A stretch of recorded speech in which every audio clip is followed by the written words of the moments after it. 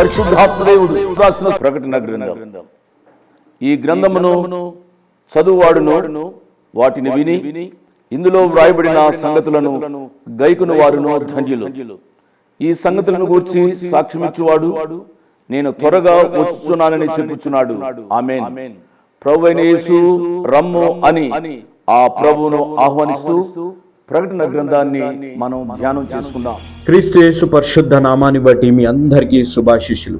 ఈరోజు మన జీవితాల్లో మనం యుద్ధము చేసేది మన తలంపులు, మన ఆలోచనలతోని, అదేవిధంగా మన గాయపరిచేది మన సొంత వారే. గాయపట్టి దేవుడు మనతో అంటున్న మాట, మనుషులను గురించి జాగ్రత్త పడుడి, యుద్ధము దేవుడే చేయువాడు. కాబట్టి మన జీవితాల్లో ఇంత గొప్ప ఆత్మీయ సత్యంలో, ఆత్మీయ నడిపింపులో మనం నడిపింపబడాలి అని అంటే ఈ రక్షణ సువార్త విని రక్షణ పొందాలి. ఇంత గొప్ప అవకాశాన్ని సద్వినియోగం చేసుకొని కోట్లాది ప్రజలు ఈ రక్షణ సువార్త వినేటట్టు వారు వెళ్ళలేకపోయినా వెళ్ళేలాంటి యేసునుచల పరిచర్యను ప్రోత్సహించి బలపరిచిన మా ప్రియులు, మా ఆప్తులు, తల్లి సమానులు గ్రేస్ అమ్మగారి కొరికే, వారు కృష్ణా డిస్టిక్ వాస్తవ్యులు అమ్మగారి కొరికే ప్రత్యేకంగా ప్రార్థిస్తాం. ప్రేమ నమ్మకం కలిగిన మా ప్రియ పరలోకపు తండ్రి, జీవం కలిగిన మా దేవ, తల్లిగారు ప్రభా గ్రేస్ అమ్మగారిని మీరు మెండుగా దీవించి ఆశీర్వదించమని మేము వేడుకుంటున్నాం. తల్లికి ఇచ్చిన మనసు ప్రభా, మీ ప్రేమని మా జీవితాల్లో వ్యక్తం చేస్తారు ప్రభా. కాబట్టి అమ్మగారు ఈ వయసులో ఉన్న మీ పరిచర్య అనేకులకి వినపడాలి. తన కుటుంబంలో దేవుడు చేస్తున్న కార్యాలను బట్టి ప్రాముఖ్యంగా ఈరోజు ప్రభా తన మనవడు విన్సెంట్ బ్రైట్ పాల్ బర్త్డే సందర్భంగా ప్రభా అనేకులు పార్టీలు ఇవ్వాలి, ఇవి చేయాలి, అవి చేయాలి అనే ఆలోచనలు ఉంటారు. కానీ అమ్మగారికి ఇచ్చిన మనసు, ఒక తల్లికి ఉన్న మనసు, తన మనవడు బర్త్డే రోజు అనేకులు రక్షణ సువార్త వినాలి, ఆ మనవడి యొక్క జీవితం అనేకులకి ఆశీర్వాదకరంగా ఉండేటట్టు ప్రార్థనలు జరగాలని ఒక కలిగిన గొప్ప తలంపును బట్టి, మనస్సును బట్టి మీకు స్తుతులు స్తోత్రాలు చెల్లించుకుంటున్నాం. ఈరోజు బర్త్డే జరుపుకున్న విన్సెంట్ బ్రైట్ పాల్ని మీరు మెండుగా దీవించండి. తన తల్లిదండ్రులు అనగా గ్రేస్ అమ్మగారి కుమారుడు మధుకర్ మరియు కోడలు ఎస్తేర్ గారిని మీరు దీవించి ఆశీర్వదించండి. అదేవిధంగా మధుకర్ గారు, ఎస్తేర్ గారి మరొక కుమారుడు బెనెట్ బ్రైట్ పాల్ కొరకై, వీరి భవిష్యత్తు కొరకై, అదేవిధంగా గ్రేస్ అమ్మ గారి ఆరోగ్యం కొరకై మేము ప్రత్యేకంగా ప్రార్థిస్తున్నాం. తండ్రి, కుటుంబాన్ని మీరు మెండుగా దీవించి ఆశీర్వదించండి. ఈ కుటుంబం మీ ద్వారా ప్రేరేపింపబడి చేసిన ఈ సహాయాన్ని బట్టి ఈరోజు ఈ వాక్యమిని రక్షణ తీర్మానం తీసుకోబోతున్న బిడ్డలకి, ఈ వాక్యం వింటున్న ప్రతి బిడ్డకి మీ ద్వారా ప్రేరేపింపబడిస్తున్న వాగ్దానము, ఆజ్ఞ తండ్రి, మీ దేవుడైన యెహోవా మీకు ఇచ్చిన మాట చొప్పున తానే మీ కొరకు యుద్ధము చేయువాడు. యెహోషువ గ్రంథం 23వ అధ్యాయం 10వ వచనం అదేవిధంగా ఇస్తున్న ఆజ్ఞ, మనుషులను గురించి జాగ్రత్త పడుడి. మత్తయి సువార్త 10వ అధ్యాయం 17వ వచనం, తండ్రి ఈ ఆజ్ఞానుసారంగా మేము జాగ్రత్త వహించి మీరు మా తోడై ఉన్నారు, మేము ఒకరితోనొకరు పోట్లాడుకునే కంటే మా పక్షాన యుద్ధం చేసే దేవుడు మా తోడున్నారు అని ఆత్మీయ సత్యంలో నడిపింపే, ఆత్మీయ అనుభవంలోకి ప్రతి బిడ్డని నడిపించి ఈ వాగ్దానం ఈ కుటుంబంపై, బర్త్డే జరుపుకున్న బిడ్డపై, ఈ వాక్యమిని రక్షణ తీర్మానం తీసుకోబోతున్న ప్రతి బిడ్డ జీవితంలో మీరు నెరవేర్చి దీవించుమని యేసు నామమున అడిగి వేడుకుంటున్నాము తండ్రి, ఆమేన్. Praise the lord. ఎలా ఉన్నారమ్మా? ఎలా ఉన్నారు బాబు? అందరూ బాగుగా ఉన్నారు కదూ? ప్రభు వారికి స్తోత్రాలు చెల్లిస్తూ ఈ కార్యక్రమానికి మిమ్మల్ని హృదయపూర్వకంగా ఆహ్వానిస్తూ ఉన్నాం. మీ అందరికీ ఈ శుభ సమయాన్న నా హృదయపూర్వక వందనాలు యేసు అనుచరుల పక్షంగా తెలియచేస్తూ ఉన్నాను. ఈ దినాల్లో దేవుడు మిమ్మలను నిండారుగా దీవించునుగాక. వాక్య ధ్యానంలోనికి వెళదాం. వాక్య ధ్యానంలోనికి వెళ్ళడానికి ముందుగా ప్రార్థన చేసుకుందాం. వీరుని వారందరూ దయచేసి మోకరించండి, ప్రార్థనలో నాతో ఏకీభవించండి. ప్రార్థన చేస్తున్నాను. ప్రేమ కలిగిన మా ప్రియ పరలోకపు తండ్రి, వందనాలు, స్తోత్రాలు నాయన. నీ కుమారుడు మా రక్షకుడు యేసు ప్రభు వారి యొక్క అతి శ్రేష్టమైన నామంలో సమయోచితమైన సహాయం కొరకు మీ కృపాసనాన్ని సమీపిస్తూ ఉన్నాం. ఈ దినాల్లో శారీరక సంతోషంతో పాటుగా ఆధ్యాత్మిక ఆనందం మా హృదయాల్లో ఏలుబడి చేయనట్లు కృప చేయమని అడుగుతున్నాం ప్రభువా. నాయనా, ఈ దినాల్లో అనేక మంది మారు మనసు పొందే కృప దయచేయమని అడుగుతున్నాం. ఈ లోకంలోనికి మీరు ఏ ఉద్దేశంతో పేదరికాన్ని అనుభవించడానికి ఇష్టపడ్డారో, మమ్మలను ధనవంతులుగా చేయడానికి మీరు పేదవారుగా ఈ లోకానికి వచ్చి ఆ రక్షణ మాకు ఏ రీతిగా ప్రసాదించారో, మీ త్యాగంలోని ఆ ఉన్నతమైన అనుభవాన్ని గ్రహించి రక్షింపబడే కృప మా తెలుగు ప్రజలకు అనేకులకు దయచేయమని అడుగుతున్నాం ప్రభు. ఈరోజు మాతో మాట్లాడండి, మా అందరితో మాట్లాడండి ప్రభువా. మీ వాక్యానుసారంగా జీవించడానికి మీ కృప ప్రసాదించండి. దయతో వారి కన్నీరు తుడవండి, వారిని ఆదరించండి, ధైర్యపరచండి. ప్రభువా సహాయం చేయండి స్వామి. మీ కృపకు మమ్మల్ని అప్పగించుకుంటూ యేసు ప్రభు వారి అతి శ్రేష్టమైన నామమున స్తుతించి గణపరిచి వేడుకుంటున్నాము తండ్రి. ఆమేన్. ప్రార్థనలో పాల్గొని ఆమేన్ అన్న మీ అందరికీ నా ప్రత్యేక వందనాలు. ఈ దినమంతా దేవుడు తన ప్రార్థన ఆత్మను మీకు దయచేయునుగాక. ఇక వాక్య ధ్యానంలోనికి వెళదాం. ఈరోజు ధ్యానాంశము యేసు ప్రభు వారి సంఘము ఎప్పుడు ఎత్తబడుతుంది. ధ్యాన భాగము ప్రకటన గ్రంథం 4వ అధ్యాయము మొదటి 4 వచనాలు చదువుకుందాం. ఈ సంగతులు జరిగిన తరువాత నేను చూడగా అదిగో పరలోకమందు ఒక తలుపు తెరువబడి ఉండెను. మరియు నేను మొదట వినిన స్వరము బూరధ్వని వలె నాతో మాట్లాడగా వింటిని. ఆ మాట్లాడేవాడు ఇక్కడికి ఎక్కిరమ్ము, ఇక మీదట జరగవలసిన వాటిని నీకు కనబర్చెదను అనెను. వెంటనే నేను ఆత్మవశుడునైతిని. అదిగో పరలోకమందు ఒక సింహాసనము వేయబడి ఉండెను. సింహాసనమునందు ఒకడు ఆసీనుడైండెను. ఆసీనుడైన వాడు దృష్టికి సూర్యకాంత పద్మరాగములను పోలినవాడు. మరకతం వలె ప్రకాశించు ఇంద్రధనస్సు సింహాసనమును ఆవరించి ఉండెను. సింహాసనము చుట్టూ 24 సింహాసనములుండెను. ఈ సింహాసనములందు 24 పెద్దలు తెల్లని వస్త్రములు ధరించుకొని తమ తలల మీద సువర్ణ కిరీటములు పెట్టుకున్న వారై కూర్చుండిరి. ఇక ఆ వాక్య ధ్యానంలోనికి నేను వస్తూ ఉన్నాను. దయచేసి చాలా జాగ్రత్తగా వినాలి.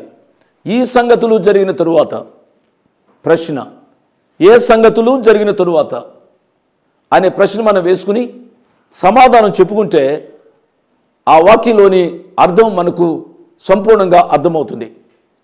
ఏ సంగతులు జరిగిన తరువాత అనగా 2-3 అధ్యాయాల్లో చెప్పబడిన సంఘ విషయాల్లో సంగతులు జరిగిన తరువాత ఆయన చూడగా, యోహాను గారు చూడగా పరలోకమందు ఒక తలుపు తెరవబడినట్లుగా వాక్యంలో మనం చదువుకున్నాం.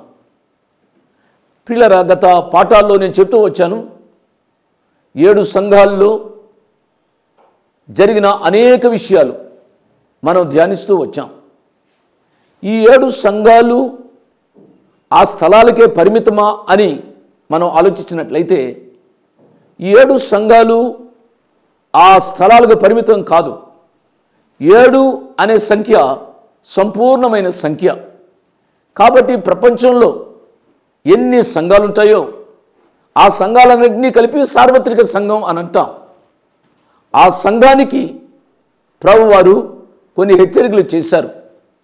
7 సంఘాల్లో దరిదాపు 5 సంఘాలలో తప్పిదములు ఉన్నట్లుగా మనం ధ్యానం చేసుకున్నాం. ఎఫ్సీ సంఘాన్ని గురించి మనము ఆలోచించాం. ఎఫ్సీ సంఘంలో ఎన్నో మెచ్చుకోదగ్గ విషయాలు ఉన్నాయి. కానీ ఆ సంఘంలో ఉన్న ఒకే ఒక తప్పు ఏమిటి అనగా ఆ సంఘము తనకున్న మొదటి ప్రేమను వదిలిపెట్టింది. వాక్యం వింటున్న ప్రియ తమ్ముడు, ప్రియ చెల్లెమ్మ, మారు మనసు పొందిన దినాల్లో ప్రభు వారిని ఎంతగా ప్రేమించేవాడు దానవు ఈనాడు ప్రేమించలేకపోతూ ఉన్నాం. కాబట్టి మనం కూడా ప్రభుతో కలిసి నిత్యత్వంలో జీవించాలి అనగా ఆ మొదటి ప్రేమకు రావాలని ప్రభు పేరిట నేను మనవి చేస్తూ ఉన్నాను. రక్షింపబడిన మొదటి దినాల్లో ఎన్ని అధ్యాయాలు చదివావు? ఇప్పుడు చదువుతున్నావా? ఎన్ని గంటలు ప్రార్థన చేస్తావు? ఇప్పుడు చేస్తున్నావా? దేవునికి సువార్తకు ఎన్ని గ్రామాలకు వెళ్ళావు? మీ సంఘ కాపరితో లేక సహోదరులు కలిసి ఇప్పుడు వెళుతున్నావా? రక్షింపబడిన మొదటి దినాల్లో తూచా తప్పకుండా దేవుని భాగాన్ని దేవునికి ఇస్తూ వచ్చావు. ఇప్పుడు ఇస్తున్నావా? కుటుంబ భారం ఎక్కువైంది, పిల్లల భారం ఎక్కువైంది అని చెప్పి దేవుని భాగాన్ని కూడా నీవే వాడుకుంటున్నావు కదూ.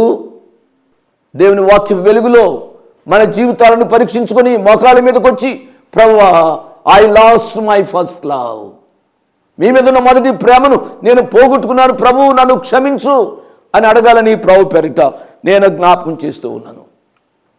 అది ఎఫ్సీ సంఘం యొక్క స్థితి. రెండవ సంఘంలోనికి మనం వచ్చినట్లయితే తప్పున్న సంఘాల్లో రెండవ సంఘము పెర్గమ సంఘం. ఈ పెర్గమ సంఘం యొక్క స్థితి మనం చూస్తే చాలా దుర్భరంగా కనబడుతూ ఉంది కదూ. ఈ పెర్గమ సంఘంలో విగ్రహాలకు బలి ఇచ్చే వాటిని తినేవారు ఉన్నారు. ఎంత విచారం అండి. ఒక ప్రక్క నిజదేవుడు, ఏకైక దేవుడు యేసు ప్రభు వారిని మేము ఆరాధిస్తున్నాము అని చెప్పుకునే సంఘంలో విగ్రహాలకు బలి ఇచ్చే వాటిని తినేవారు ఉన్నట్టుగా చూస్తూ ఉన్నాం. దేవుని యొక్క వాక్యం సెలవిస్తుంది, ఆయన 10 ఆజ్ఞలు ఇచ్చినప్పుడు మొట్టమొదటి ఆజ్ఞ ఆ ప్రభు వారిని తప్ప, ఆ దేవాతి దేవుని తప్ప, దేవుడిని యెహోవాను తప్ప వేరొకరిని పూజించడానికి వీళ్ళే, విగ్రహ రూపంగా ఆరాధించడానికి పూజించడానికి వీళ్ళే. ఆ విగ్రహాలకు బలి ఇచ్చిన వాటిని తినడం అది మంచి పద్ధతి కాదు అనే విషయాన్ని జ్ఞాపకం చేస్తున్నాను. చాలామంది క్రైస్తవులు చేసేది ఏమిటనగా, వారి స్నేహితులు ఎవరైనా వచ్చి ఆ విగ్రహాలకు బలి ఇచ్చిన వాటిని ఇస్తే మర్యాద కొరకు తీసుకుంటారు. వాళ్ళు చెప్తూ ఉంటారు, మర్యాద కొరకు స్నేహపూర్వకంగా తీసుకున్నాను, నేను తెలియదు బ్రదర్, పారవేశాను. ప్రియ తమ్ముడు, ప్రియ చెల్లి, నీ ప్రభు కొరకు నీవు ధైర్యంగా నిలబడి ఆ కృప కొరకై ప్రార్థించుమని ప్రభు పేరిట నేను మనవి చేస్తున్నాను. Never compromise with the worldly system. నీ యొక్క జీవితంలో లోకంతో రాజీ పడవద్దని ప్రభు పక్షంగా నేను మనవి చేస్తూ ఉన్నాను. మన యొక్క జీవితాల్లో అంత మాత్రమే కాకుండా జారత్వమును ప్రోత్సహించిన సంఘముగా ఉన్నట్టుగా మనం పెర్గమ సంఘాన్ని చూస్తాం కదూ. జారత్వము అనే మాటకు నేను గత దినాల్లో నిర్వచనం చెప్పాను. పెళ్లి కాకముందు యవన జీవితంలో ఉండగా పాపం చేసేవారిని జారత్వపు జీవితంలో ఉన్నారు అని చెప్పాను. పెళ్లి కాకముందు యవనస్తులుగా ఈ దినాల్లో ఎంతమంది వారి జీవితాలను పాడు చేసుకుంటున్నారు అండి. తద్వారా వారి యవన ప్రాయంలోనే HIV వ్యాధులకు, ఆయా బలహీనతలకు గురి అయి వారి ఉజ్వల భవిష్యత్తును వారు పాడు చేసుకుంటూ ఉన్నారు. పెర్గమ సంఘంలో జారత్వము ఏలుబడి చేస్తూ ఉంది. మూడవది, పెర్గమ సంఘంలో బిలాము బోధ ఎక్కువైంది. బిలాము బోధ అనగా కిరాయి బోధ. ఏదో డబ్బు సంపాదించడానికి దేవుని యొక్క సేవలోనికి వచ్చినట్లుగా ఉంటుంది. దేవుడు పిలిస్తే శ్రమల కొరకు కాదు, దేవుని సేవకు వస్తే ఏదో సంపాదించుకుందాము అన్నట్టుగా కనబడుతుంది బిలాము బోధ. నాలుగవది ఏమిటి అనగా నికోలాయితుల బోధ. ప్రియులారా, మీరు ఎంత పాపం చేస్తే అంత దేవుని యొక్క కృప మీ మీద ఉంటుంది కాబట్టి పాపం చేయండి అని బోధించే బోధ ఈ నికోలాయితుల బోధ. ప్రియులారా, ఇటువారు పరలోక రాజ్యానికి వెళ్ళజాలరు అనే విషయాన్ని జ్ఞాపకం చేస్తున్నాను. మూడవ సంఘం తూయితైర సంఘం. తూయితైర సంఘంలో యెజబెలు అనే స్త్రీకి ఎక్కువ ప్రాధాన్యత ఉంది. నేను మనవి చేస్తున్నాను, విత్ ఏ డ్యూ రెస్పెక్ట్, ఎంతో మర్యాదతో నేను చెప్తున్నాను. స్త్రీగా తన పాత్రను ఎరగాలి అని మనవి చేస్తూ ఉన్నాను. దయచేసి నన్ను క్షమించండి, అపార్థం చేసుకోవద్దు. పురుషులు ఉండగా స్త్రీలు పరిచర్య చేయడం అనగా వాక్య బోధ చేయడం అంత సమంజసం కాదు అనే సత్యాన్ని నేను సవినీయంగా మీ ముందు పెడుతున్నాను. దయచేసి అర్థం చేసుకోవాలి. యెజబెలు అనే స్త్రీ ఆ సంఘంలో ఎక్కువగా ప్రాధాన్యత తీసుకుని అనేక మందిని తప్పుత్రోవకు పట్టించినట్లుగా ఈ భాగంలో చూస్తాము అండి. చాలా విచారకరమైన సంగతి. ఈ విషయాలు మనం జాగ్రత్త పడాలని ప్రభు పక్షంగా నేను మనవి చేస్తున్నాను. సార్దీసు సంఘంలో వేషధారణ ఎక్కువగా ఉంది కదూ. నీ క్రియలను నేను ఎరుగుదును, జీవించుచున్నావన్న పేరు మాత్రమున్నది కానీ నువ్వు మృతుడవే. పైకి భక్తిపరులుగా కనబడతాం కానీ హృదయంలో పాపము ఏలుబడి చేస్తుంది. ఈనాడు మన సంఘాలలో నామకార్థ క్రైస్తవులు ఎక్కువ మంది అయిపోయారండి. నేను పదే చెబుతున్నాను, దయచేసి నన్ను అపార్థం చేసుకోవద్దు. నువ్వు క్రైస్తవ కుటుంబంలో పుట్టడం ద్వారా నువ్వు క్రైస్తుడు అయ్యావు, కానీ క్రీస్తులో పుట్టడం ద్వారా నువ్వు క్రైస్తువు కాలేదు అనే సత్యాన్ని ఎప్పుడైనా నువ్వు గ్రహిస్తే నువ్వు మారు మనసు పొందడానికి అవకాశం ఉంది. క్రైస్తవ కుటుంబంలో పుట్టినంత మాత్రం చేత పరలోకానికి అది టికెట్ కాదు అనే సత్యాన్ని నువ్వు గమనించాలి. నీవు మారు మనసు పొందాలి. నీ హృదయము మార్చబడాలి. నీ హృదయంలోనికి పాపరహితుడైన యేసు ప్రభు వారిని స్వీకరించాలి. ఆ ప్రభు యొక్క ఆదేశాల మేరకు నీ జీవితాన్ని సాగించాలి. అప్పుడే నువ్వు క్రైస్తురాలు అవుతావు. వాక్యం వింటున్న ప్రియ తమ్ముడు, చెల్లి, ప్రియ బిడ్డలారా, మీరు మారు మనసు పొందారా? వేషధారణతో జీవిస్తున్నారా? ఆలోచించుమని ప్రభు పేరిట నేను మనవి చేస్తూ ఉన్నాను. తదుపరి చూసినట్లయితే తప్పులున్న సంఘంలో 5వ సంఘం లౌదికయ సంఘం. లౌదికయ సంఘంలో నులివెచ్చని స్థితి ఉన్నట్లుగా మనం చూస్తాం. ఆ సంఘం వెచ్చగానూ లేదు, చల్లగానూ లేదు, నులివెచ్చని స్థితి కదూ. ఈ దినాల్లో కూడా సంఘాలు లౌదికయ సంఘ స్థితిలో ఉన్నాయి. ప్రియులారా, ఎంత విచారకరమైన సంగతి! సంఘాలలో ఎలక్షన్స్ ఏ రీతిగా జరుగుతున్నాయి? రాజకీయ ఎలక్షన్స్ కంటే ఘోరంగా జరగడం చూస్తూ ఉన్నాం. పోలీసుల మధ్య సంఘాలలో ఎలక్షన్స్ జరుగుతున్నాయండి. ప్రభు వారు ఎంత బాధపడుతున్నారో ఈ స్థితిని చూచి. సంఘాలలోకి వచ్చిన డబ్బు ఎంత దుర్వినియోగం అవుతుందో ఆలోచించమని ప్రభు పేరు నేను మనవి చేస్తున్నాను. పేదవాళ్ళు కూలీ చేసుకుని, కష్టపడి, రెక్కలు ముక్కలుగా చేసుకుని దశం భాగాలు ఇస్తూ సంఘాలలో వేస్తూ ఉంటే ఈ సంఘాలలో డబ్బు ఏ రీతిగా ఉపయోగపడుతుందో ఆలోచించమని ప్రభు పేరు నేను మనవి చేస్తున్నాను. ప్రతి సంఘానికి ఫిలదెల్ఫియా సంఘ దర్శనం ఉండాలి కదూ, మిషనరీ దర్శనం ఉండాలి కదూ. సంఘ నాయకులారా, సంఘ పెద్దలారా, నేను మనవి చేస్తూ ఉన్నాను. మీరు వెళ్తున్న సంఘానికి ఎన్ని అనుబంధ సంఘాలు ఏర్పడ్డాయో ఆలోచిద్దామా? మన రాష్ట్రంలో ఇంకా సువార్త ఎరుగని గ్రామాలు ఉన్నాయనే సత్యాన్ని మనం తెలుసుకుందామా? ఎవరో మిషనరీస్గా వచ్చారు, చాలా కాలమైంది. ఈనాడు మనము ఎందుకు మిషనరీలు కాకూడదు? ఎందుకు మన బిడ్డలు మిషనరీలుగా వెళ్ళకూడదు? ఆలోచించమని ప్రభు పేరిట నేను మనవి చేస్తూ ఉన్నాను. ఈ పరిస్థితులు అయిన తదుపరి నేను చూడగా అని దేవుని యొక్క వాక్యం సెలవిస్తోంది. ఈ ప్రకటన గ్రంథాన్ని మనం ధ్యానం చేస్తూ ఉన్నప్పుడు 3 రీతిలుగా మనం ధ్యానం చేయాలి. మీరు ఆలోచించాలి. ప్రకటన గ్రంథం 1వ అధ్యాయం 19వ వచనాన్ని చదువుతున్నాను.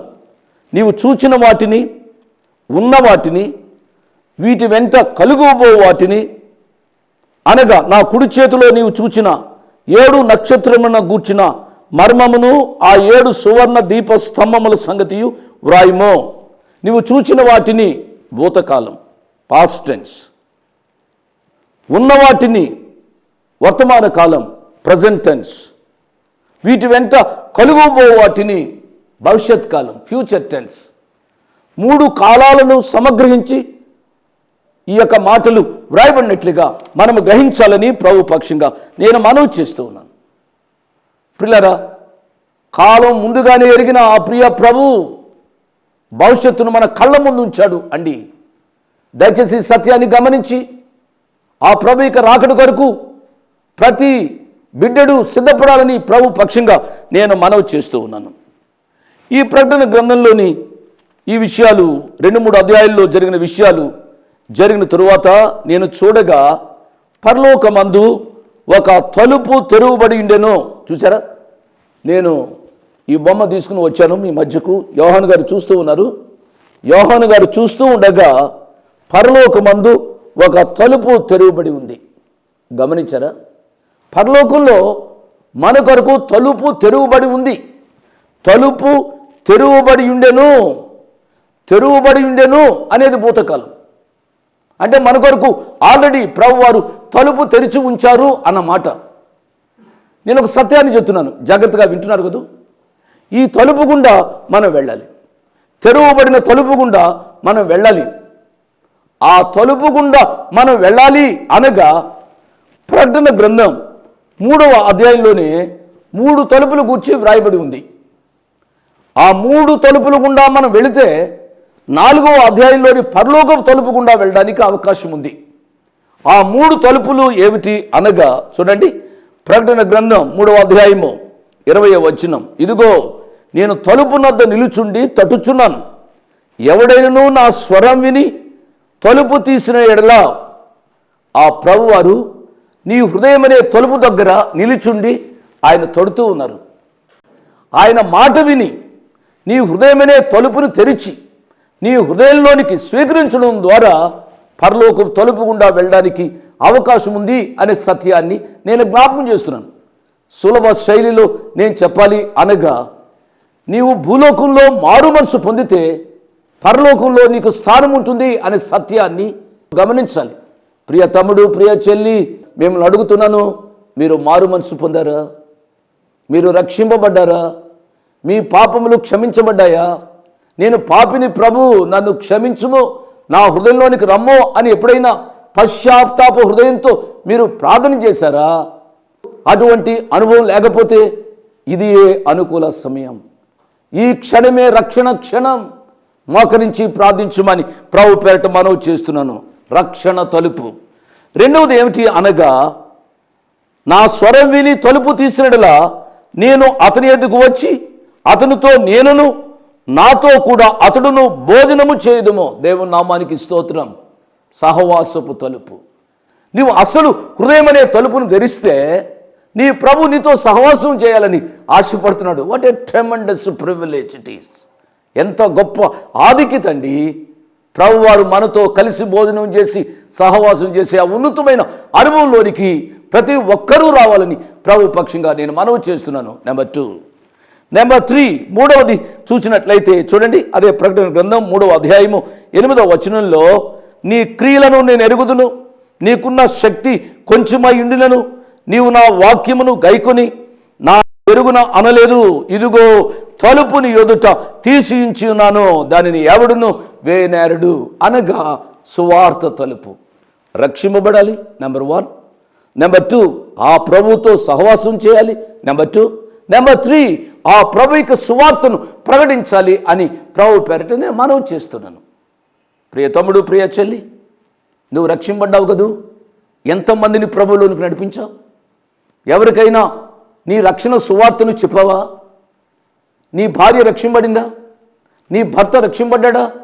నీ ఇంట్లోని వారు రక్షింపడ్డారా? ఈ విషయాలు ఆలోచించమని ప్రభు పేరిట నేను మనవి చేస్తున్నాను. ఈ సంగతులు జరిగిన తరువాత నేను చూడగా పరలోకమందు ఒక తలుపు తెరవబడినట్లుగా మనం చూస్తాం. ప్రియులారా, ఆ తలుపు నేను సులభ శైలిలో చెప్పాలి అనగా, ఆ తలుపు ఎవరు అనగా, యేసు ప్రభువారు యోహాను గారు రాసిన సువార్త 10వ అధ్యాయము 8వ వచనంలో ఒక మాట చెప్పారు అండి. గొర్రెలు పోవు ద్వారమును నేనే. He is the door. కాబట్టి ఆ ప్రభువే ఆ తలుపు. తలుపైన ప్రభు గుండా ఆ పరలోకంలో ప్రవేశించాలి అని ప్రభు పేరట మనవి చేస్తున్నాను. నీవు ఎటువంటి వాడవైనా, ఎటువంటి దానవైనా, నీకు బోధించే చాతుర్యము, చాకచక్యము ఉన్నా, నీకు పాటలు పాడే గొప్ప వరాలు ఉన్నా, ఎన్ని వరాలున్నా, బేసికల్గా నీవు మారు మనసు పొందాలి అని ప్రభు పేరిట నేను మనవి చేస్తున్నాను. నేను ఎందుకు ఈ మాటలు చెబుతున్నాను అనగా, అనేక మంది మారు మనసు లేకుండా దేవుని యొక్క సేవలో ఉన్నారు అండి. దేవుని యొక్క సేవలో చలామణి అవుతున్నారు, వారి జీవితాల్లో మార్పు లేదు. ఎంత విచారకరమైన సంగతి అండి. ప్రభు పాటలు పాడతారు, స్టేజ్ మీద ప్రభువులు పాటలు పాడతారు, మరలా ఇష్టానుసారంగా లోక పాటలు పాడుతూ ఉంటారు. స్టేజ్ల మీద ప్రసంగాలు చేస్తారు, మరలా ఇష్టానుసారంగా జీవిస్తూ ఉంటారు. కాదు, ఈ సత్యాన్ని గమనించాలని ప్రభు పేట నేను మనవి చేస్తున్నాను.